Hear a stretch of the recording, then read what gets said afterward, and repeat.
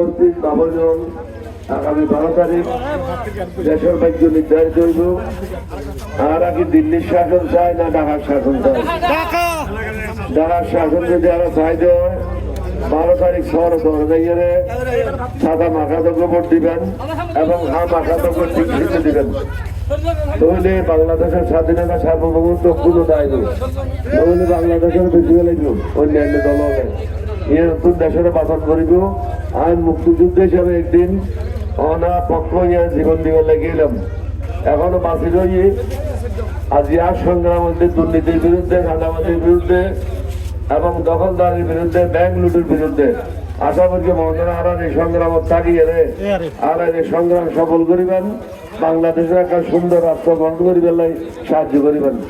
ছাতা মার্কায় ভোট দিবেন, হা মার্কায় টিক দিবেন। আসসালামু আলাইকুম।